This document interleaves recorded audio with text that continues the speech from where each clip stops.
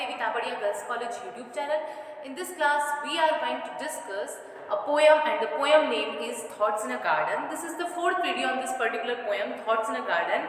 We already talked about the summary and some stanza of this poem in our previous video, first, second and third. And this poem is in BA first year student syllabus of MDS University of English Literature paper 1, but it's also important for FA literature students. So let's begin with the poem thoughts in a garden. देखो, हम लोगों ने इसके जो 3 video देख चुके हैं, हमें आइडिया लग गया है कि थॉट्स इन अ गार्डन में पोएट क्या बात कर रहा है, पोएम का बेस क्या है, पोएम की थीम क्या है। अब इसके 3 जो स्टेंजाज हैं, लास्ट 3 स्टेंजाज वो रिमेनिंग है, उनको आज कवर अप करेंगे। उससे पहले आपको थोड़ा सा बेसिक जो इसका है वो फिर बता देती हूँ मैं। थॉट्स इन अ गार्डन, विचार गार्डन में। तो यहाँ जो पोएट है वो ये बोल रहा है कि शुद्ध विचार, अच्छे विचार गार्डन में ही आ सकते हैं, और गार्डन जो है वो हम लोगों को एकदम शांति देने वाला है, पीसफुल। जो हमें अगर रहना है तो हमें गार्डन में जाना चाहिए। और वो बता रहे हैं, देखो जैसे उन्होंने फर्स्ट स्टेंजा में बताया था कि इंसान टेम्पररी हैप्पीनेस के लिए क्या करता है, पूरे टाइम लेबर करता रहता है, हार्ड वर्क करता रहता है, फिर मिलता क्या है उसे, वो कुछ क्राउन मिल जाएंगे, ताज मिल जाएंगे, या थोड़ा सा सम्मान मिल जाएगा, ऑनर मिल जाएगा, पर उन सब का क्या फ़ायदा। फिर वो कह रहा है सेकंड स्टेंजा में कि मैंने शांति को सब जगह ढूंढा, शांति और इनोसेंस को, है ना, बिजी कंपनीज ऑफ मैन में ढूंढा, इस सोसाइटी में ढूंढा, मुझे नहीं मिली वो, है ना, मैंने सब जगह ढूंढा पर मुझे नहीं मिली। मुझे कहाँ मिली वो? गार्डन में मिली। सोसाइटी रूड है ऐसे लोगों के लिए जो सॉलिट्यूड में रहते हैं, जो एकांत में रहना चाहते हैं। सोसाइटी उनके काम की नहीं है, सोसाइटी उन्हीं के काम की है जो मोह माया में है। जो मोह माया में नहीं है उनकी सोसाइटी काम की नहीं है। थर्ड स्टेंजा में बोल रहे हैं कि मेरे को ना तो वाइट कलर अट्रैक्ट करते हैं, ना ही मुझे रेड कलर अट्रैक्ट करते हैं, मुझे ग्रीनरी अट्रैक्ट करते हैं, ग्रीन कलर अट्रैक्ट करते हैं, मुझे ग्रीनरी अट्रैक्ट करती है इन द सेंस कि मुझे गार्डन अट्रैक्ट करता है। उसके बाद वो बता रहे हैं कि जो लवर्स होते हैं, जैसे आप लोगों ने मूवी में देखा होगा या फिर आपने रियल में भी देखा होगा, गार्डन में लवर्स घूमते रहते हैं और वो क्या करते हैं, अपनी मिस्ट्रेस का नाम पेड़ों पे लिख देते हैं, है ना, अपनी मिस्ट्रेस का नाम पेड़ों को खुरेद खुरेद के उन पे लिख देते हैं। तो वो ऐसे लोगों को वो क्रिटिसाइज कर रहा है। वो कह रहा है ऐसे लोग जो इतने इमेच्योर हैं कि वो समझते ही नहीं कि नेचुरल चीज़ को आप क्यों दुख पहुंचा रहे हो, पेड़ को क्यों बाउंड कर रहे हो। आप टेम्पररी हैप्पीनेस के लिए उस मिस्ट्रेस का नाम लिखोगे, उसको कितनी देर खुशी मिलेगी, और उसको जैसे आपने देखा होगा कई पेड़ों पे दिल बनाए हुए हैं, एरो लगाए हुए हैं, उनमें नाम लिखे हुए हैं। तो वो क्या है, वो सब इतनी मेच्योरिटी है कि आप प्रकृति की चीज़ों के साथ खिलवाड़ कर रहे हो, और किस लिए, वो वेस्ट है, उनका कोई मीनिंग नहीं निकलेगा। तो वो कह रहा है आप ये करके पेड़ को दुख पहुंचा रहे हो। अगर मुझे कभी चांस मिला तो मैं पेड़ को दुख पहुंचाऊंगा, पर उस पर नाम उसका खुद का ही लिखूंगा, क्योंकि पेड़ के पास अपना एक बहुत सुंदर सा नाम है, मैं किसी और का नाम नहीं लिखूंगा। फिर क्या कह रहे हैं वो, फिर पोएट बोल रहे हैं कि जो लवर्स हैं वो अपनी सेक्सुअल डिज़ायर में और हीट में जलते जाते हैं, और उसके बाद उनको आना ही पड़ता है वापस नेचर में। एक लिमिट होती है हर चीज़ की, अगर आप प्यार करोगे उसकी एक लिमिट है, अगर आपकी सेक्सुअल डिज़ायर्स है उसकी एक लिमिट है। उसके बाद में आपका एक ऐसा टाइम आएगा कि आपको लगेगा कि अब कुछ टाइम खुद के लिए, और वो जब कुछ टाइम खुद के लिए माइंड में जैसे ही क्लिक होगा, वैसे ही आपको सॉलिट्यूड पसंद आने लगेगा, एकांतता पसंद आने लगेगी। और एकांतता पसंद आने लगेगी तो आप ऐसी जगह को पसंद करने लगोगे जहाँ जो मेडिटेट करने वाली हो, जैसे ग्रीनरी है, हिल स्टेशंस हैं, हिल मतलब पहाड़ियाँ हैं, माउंटेन्स है, ये सब चीज़ें आपको अट्रैक्ट करने लगती है जब आप खुद के बारे में सोचने लगते हो, थोड़ा दुनिया से बाहर निकलते हो, थोड़ा अपने माइंड को शांत करते हो। फिर उन्होंने एग्जाम्पल दिए, वो ऐसे कह रहे हैं कि ये मिथ है कि भगवान जो है वो किसके पीछे भागते हैं, फीमेल के पीछे भागते हैं। फिर उन्होंने ग्रीक मिथ 2 कपल भी बताए, अपोलो जो कि डेफनी के पीछे भागता है, पर ऐसा बोलते हैं कि डेफनी कोई फीमेल नहीं थी, वो लॉरेल ट्री में चली गई। मतलब वो एक तरह से ये मिथ है कि जो भगवान है वो औरत के पीछे है, वो प्रकृति के पीछे है, क्योंकि जो उनकी जैसे अपोलो जो गॉड है वो डेफनी के पीछे भागी, तो जो डेफनी थी वो पेड़ थी, तो वो पेड़ के पीछे भागे हैं, ना कि वो फीमेल के पीछे। तो ये लोगों ने मिथ बना दी है, ऐसे ही अफवाह उड़ा दी है, र्यूमर्स उड़ा दी है भगवान के लिए, जबकि भगवान तो प्रकृति प्रेमी है और वो प्रकृति के पीछे भागते हैं। ऐसे ही पैन भी एक गॉड है, उनका जो कपल है, उनकी जो मेट है वो साइरिंक्स है, मतलब वो साइरिंक्स के पीछे भागते हैं, पर साइरिंक्स ने भी खुद को रीड में बदल लिया, ठीक है, वो ऐसे कह रहे हैं कि वो भी एक रीड बन गई, जैसे जो है हमारी डेफनी क्या बन गई, लॉरल ट्री में बदल गई, वैसे ही ये रीड के ट्री में बदल गई साइरिंग्स। तो वो कह रहे हैं कि भगवान तो प्रकृति के प्रेमी है, प्रकृति के पीछे भाग रहे हैं, ये पेड़ के पीछे भाग रहे थे। फिर नेक्स्ट स्टेंजा में बात कर रहे हैं कि फिर उन्होंने बहुत ही ब्यूटीफुल, ये जो मेरा फेवरेट स्टेंजा है, मैंने आपको बताया था कि बहुत ब्यूटीफुल डिफाइन किया है कि जो एप्पल्स हैं, बहुत सारे इन्होंने फ्रूट्स के नाम रखे, एप्पल्स, ग्रेप्स, नेक्ट्रिन, पीचेस, मेलन्स, ये सब हमें गार्डन में देखने को मिलेंगे। और बहुत राइपन एप्पल्स, बहुत जूसी, है ना, जिसको आपको इमेजिन करके मुंह में पानी आ जाए। अब आपको सुन के आ रहा होगा, है ना, मुझे भी आ रहा है मुंह में पानी। मतलब एकदम पके हुए एप्पल्स हों, बहुत जूसी, ग्रेप्स हों, नेक्ट्रिन हो, पीचेस हो, ठीक है, और मेलन्स हो, वो कह रहा है मैं वाटरमेलन के बीच में फंस जाता हूँ और मैं निकल नहीं पाता हूँ, मैं घास में गिर जाता हूँ, मैं मस्क मेलन के बीच में फंस जाता हूँ, मैं पीचेस को पकड़ सकता हूँ, नेक्ट्रिन को पकड़ सकता हूँ, ग्रेप्स की बेल में हूँ, ग्रेप्स जैसे उसकी वाइन जो है, मतलब उसका जूस ग्रेप्स का, वो मेरे मुंह में आ रहा है, एप्पल्स एकदम राइपन जूसी एप्पल्स मेरे हेड पे है। तो ये बहुत ही ब्यूटीफुल स्टेंजा है। उसके बाद में वो बात कर रहे हैं कि meanwhile the mind from pleasureless withdraw into its happiness। अगर हम एकांत में जाएंगे, सॉलिट्यूड में जाएंगे, तो हमारा जो माइंड है वो भी एक्टिव हो जाएगा। हम फिजिकली एक्टिव तो होंगे ही, हमारा माइंड भी एक्टिव हो जाएगा और वो अपने आप को प्लेजरलेस से कहाँ ले जाएगा, हैप्पीनेस की ओर, दुख से सुख की ओर वो चला जाएगा। अगर हम किसी ऐसी जगह पे जाते हैं जहाँ फ्रेशनेस हो। Meanwhile the mind from pleasureless withdraw into its happiness। Withdraw कर लिया प्लेजरलेस ने हैप्पीनेस को, ठीक है, मतलब दुख से सुख की ओर। The mind that ocean where each kind straight its own resemblance mind, कि हमारा जो माइंड है वो एक ओशन के जैसा, एक समुद्र के, अथाह समुद्र के समान, उसमें इतने विचार आते रहते हैं, इतनी चीज़ें हैं, yet it creates transcending these far other worlds and other seas. But यहाँ आने के बाद में हमें उन चीज़ों से शांति मिलती है, हमारा जो भूचाल आया हुआ रहता है दिमाग की, उनसे शांति मिलती है, मतलब हम फ्रेश हो जाते हैं, हमारा माइंड बिल्कुल फ्रेश हो जाता है। फिर annihilating all that's made to a green thoughts in a green shade। तो ये कह रहे हैं कि ये जो ग्रीन थॉट्स हैं, अच्छे विचार हैं, वो एक ग्रीन शेड में ही आ सकते हैं, ग्रीन छाया में ही आ सकते हैं। कहने का मतलब कि एक गार्डन में एक फ्रेशनेस में ही आ सकते हैं ये अच्छे विचार। Green is a symbol of good freshness, ठीक है। अब जो स्टेंजा है, रिमेनिंग 3 स्टेंजा, उन पे आज बात करेंगे। Here at the fountains sliding fruit और at some fruit trees mossy root. वो कह रहे हैं कि इस गार्डन में फाउंटेन है, फवारे हैं, और क्या है, फ्रूट्स हैं, और फ्रूट्स पे मोजी रूट्स भी हैं। फ्रूट्स जो हैं, कुछ फ्रूट्स हैं और mossy roots, mossy in the sense काई जो जमी हुई है रूट पे, उनकी जड़ों पे। तो एक ऐसा एटमॉस्फेयर बता रहे हैं क्योंकि उस गार्डन में फवारे भी हैं, फ्रूट्स भी हैं बहुत सारे, और कुछ ऐसे पेड़ हैं जिनकी जो जड़ है उन पे काई जमी हुई है।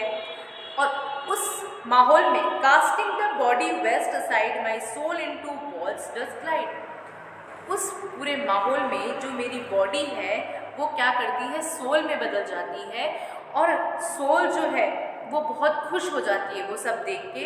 और फिर सोल का कंपैरिजन कर रहा है एक बर्ड से, कि जो सोल है वो एक बर्ड में चेंज हो जाती है, एक बर्ड के समान बन जाती है, और वो इधर उधर खुशी के मारे उड़ती रहती है, कभी किसी पेड़ पे बैठती है, कभी कहीं बैठती है, कभी गाना गाती है।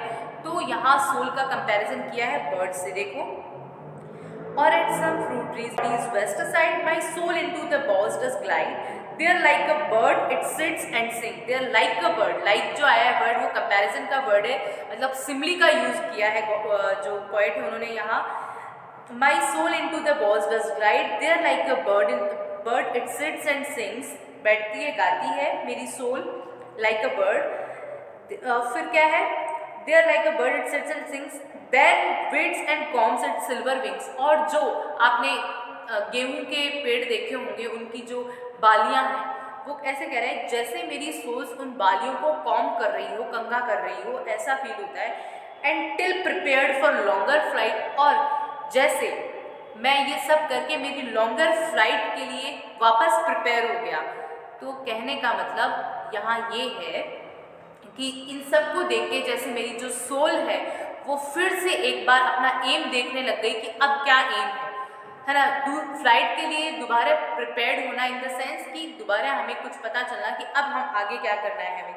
Then waits and combs its silver wings until prepared for longer flight, waves in its plums the various light. और इस various light में, इस ऐसे माहौल में मेरी जो सोल है वो फिर से प्रिपेयर हो गई. फिर सच was that happy garden state. अब इस स्टेंजा में पोएट ने बिब्लिकल इल्यूशन दिया है गार्डन ऑफ ईडन का और एडम और ईव का. गार्डन ऑफ ईडन क्या होता है ये आप देख भी सकते हैं, गूगल पे देख सकते हैं गार्डन ऑफ ईडन क्या था, या फिर आप यूट्यूब पे भी सर्च कर सकते हैं, आपको मिल जाएगा. पर इन शॉर्ट में बता देती हूँ कि बिब्लिकल इल्यूशन है, या जैसे हमारे हिंदी में ऐसा माना जाता है, हिंदी इन द सेंस कि हमारे धर्म में ऐसा माना जाता है कि हमारे सबसे पहले हम मनु की संतान हैं. इस धरती पे आने वाले कौन थे? मनु थे, ऐसा माना जाता है. पर अकॉर्डिंग टू बाइबल ऐसा माना जाता है कि सबसे पहले एडम और ईव आए थे, और हम सब उन एडम और ईव की संतानें हैं.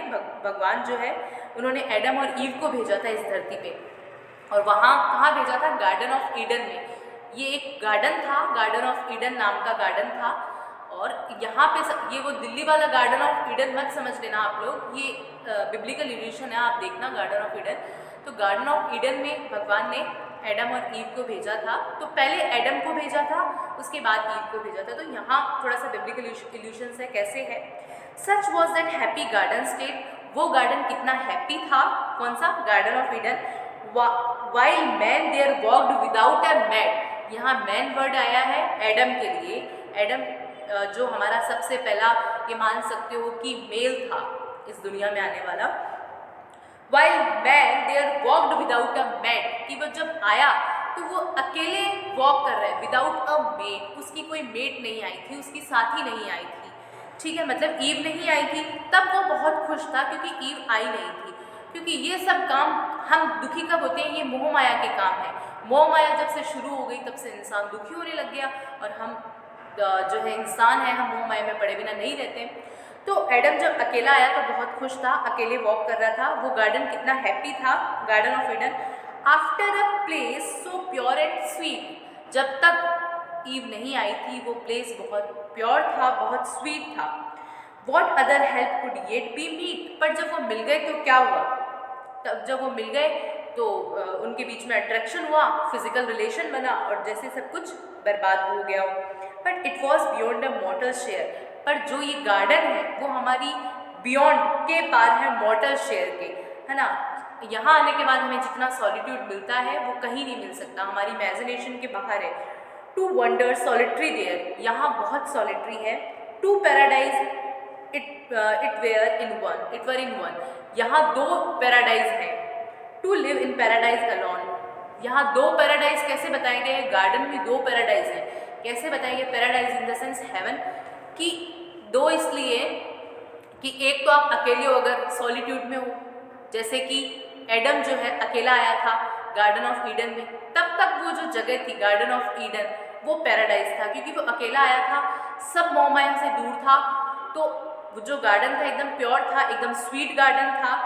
तब ऐसा माना जाता है कि वो हेवन में ही था गार्डन ऑफ ईडन, जब तक ईव नहीं आई थी. और दूसरा हेवन क्या है? उसका खुद के अंदर का सॉलिट्यूड, उसके अंदर का मतलब आप बोल सकते हैं कि बिना मोह माया का जो सोल है, आत्मा है, उसकी अंदर की आत्मा दूसरा पैराडाइज हो गया. तो वो कह रहे हैं to wonder solitary there. Two paradise were in one. दो पैराडाइज एक में है. To live in paradise alone, कि एक तो अकेले पैराडाइज में रहना, और दूसरा वो पैराडाइज अपने आप में पैराडाइज जो गार्डन है. फिर लास्ट की जो स्टेंजा है उसमें पोएट गार्डनर माली बता रहे हैं भगवान को माली बता रहे हैं, उनको माली बोल रहे हैं. क्यों? कह रहे हैं कि ये जो, और अब आपको समझ आएगा कि गार्डन किसको बोला गया है. गार्डन बोला गया है इस सोसाइटी को, वो सोसाइटी जो मोह माया से दूर है. वो कह रहे हैं कि इस गार्डन के मालिक कौन है ना. कौन है इसके मालिक? इसके मालिक गार्डनर कौन है? भगवान है. उन्होंने कितने प्यारे प्यारे फूल, कितने प्यारे प्यारे पेड़ लगाए हैं, पेड़ बनाए हैं, अलग अलग कलर के बनाए हैं. उन्होंने इस नेचर को, एक्चुअली जो यहाँ गार्डन से मीनिंग है वो है nature, nature beauty. Nature beauty किसने बनाई है? गॉड ने बनाई है. तो तो इस नेचर का गार्डनर माली कौन हुआ? गॉड हुआ।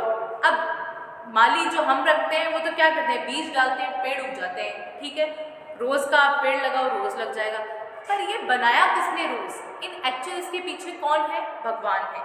तो देखो बहुत ब्यूटीफुल स्टेंजा है ये, how well the skilful gardener drew. ये कौन सा गार्डनर है जिसने ये सब ड्रू किया है? कौन सा स्किलफुल, इतना इंटेलिजेंट स्किलफुल गार्डनर है? Of flowers and herbs this dial sun, जिसने इतने प्यारे फूल बनाए हैं और हर्ब्स बनाई है, जड़ी बूटियाँ बनाई हैं, और डायल न्यू बनाया है, मतलब सन डायल बनाई है।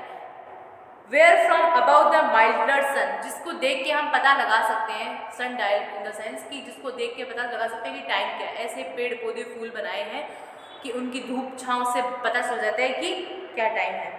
Dust through a fragrant जोडियाक run, और क्या बनाए? इस सन डायल से हमें जोडियाक रन, भाई आगे क्या होने वाला है, जोडियाक साइंस जो होते हैं, जो आप बोल सकते हैं जोडियाक जो है उसका लिटरल मीनिंग है राशि, राशिफल। तो जोडियाक जो है, हॉरोस्कोप जो है, उसका आगे का पता लगा सकते हैं।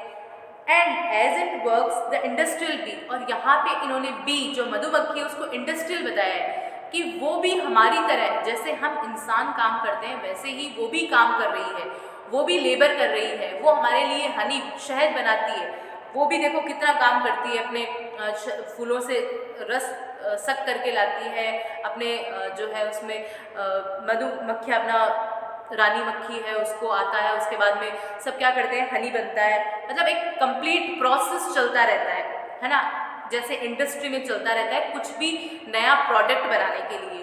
तो यहाँ पे आप बोल सकते हैं कि बहुत ब्यूटीफुली कॉमर्स का जो टच है वो दे दिया पोएट ने।